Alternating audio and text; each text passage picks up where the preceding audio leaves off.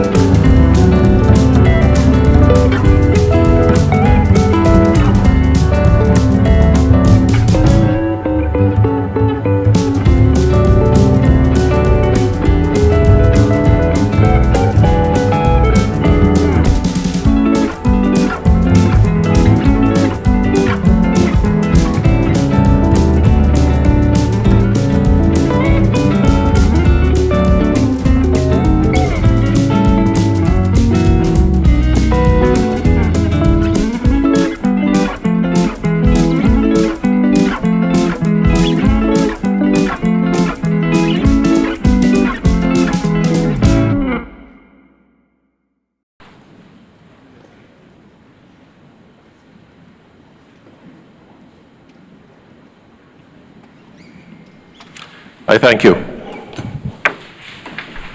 देखिए दोस्तों, कतर खुल्लम खुल्ला फिलिस्तीन के साथ है और कतर भाई साहब अगले को जलील भी कर देता है। कैसे जलील करता है? जर्मनी का चांसलर इजराइल के साथ खुल्लम खुल्ला है और फिलिस्तीनियों के खिलाफ जमकर बयान दिए। ऐसे में किसी मीटिंग के लिए जर्मनी का चांसलर कतर पहुंचा।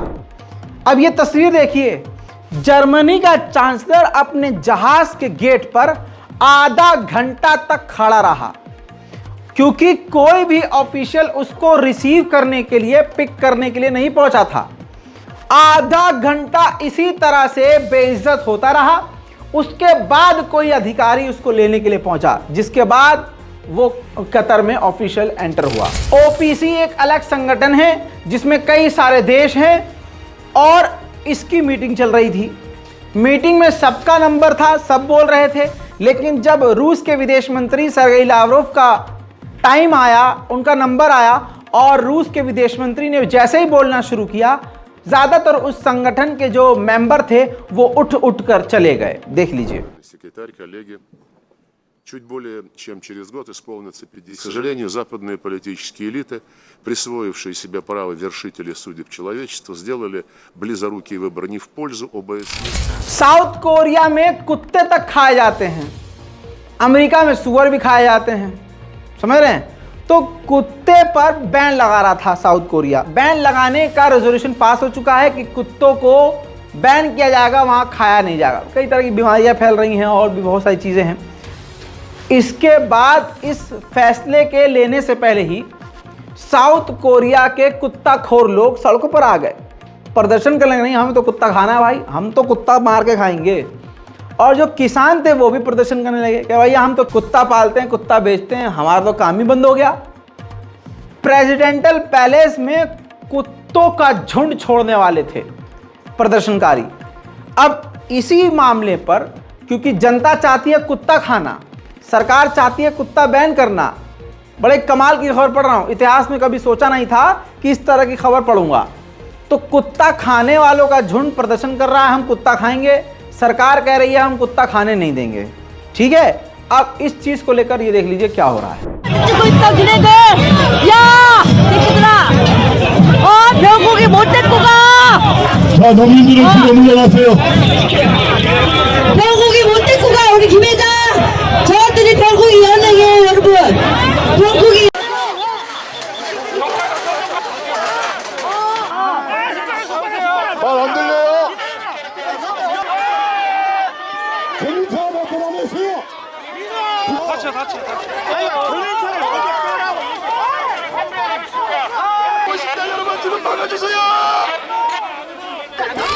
फ्रांस ने एक बड़ा कदम उठाया।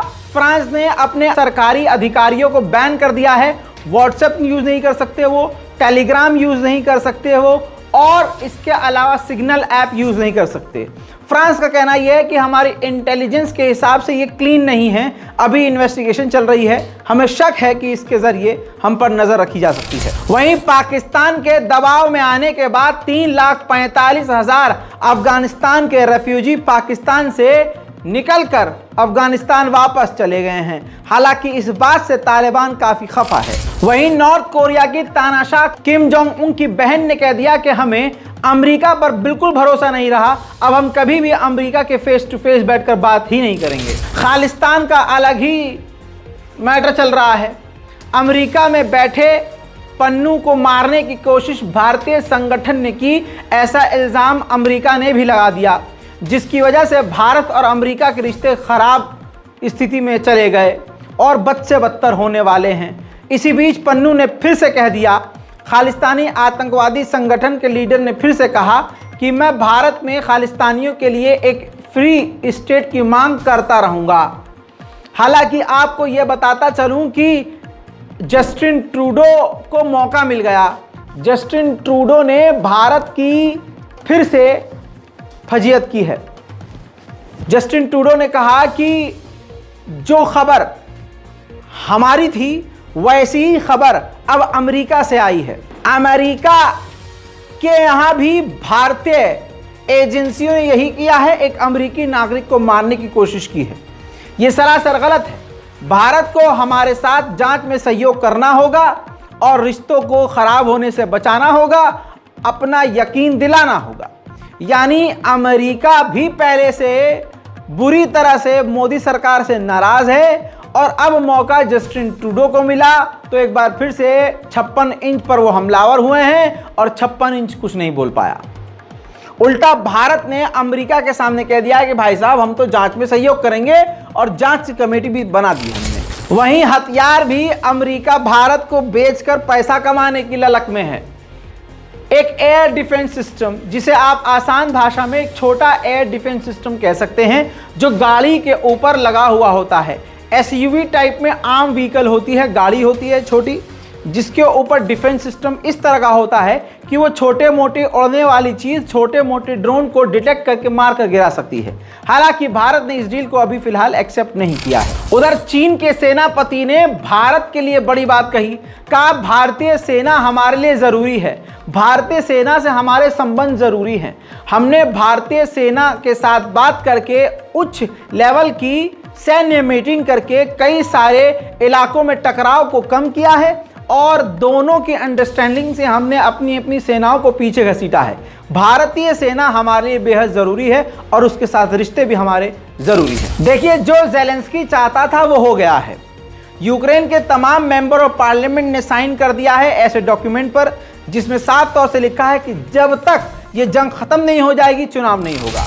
उधर यूक्रेन के Su-25 फाइटर जेट को तबाह किया है ड्रोन से रूस ने, देख लीजिए। उधर नेदरलैंड यूक्रेन को 2024 की शुरुआत में ही $2.7 बिलियन की मिलिट्री एड देगा। इसके अलावा ज़ेलेंस्की खार्किव पहुंचे हैं।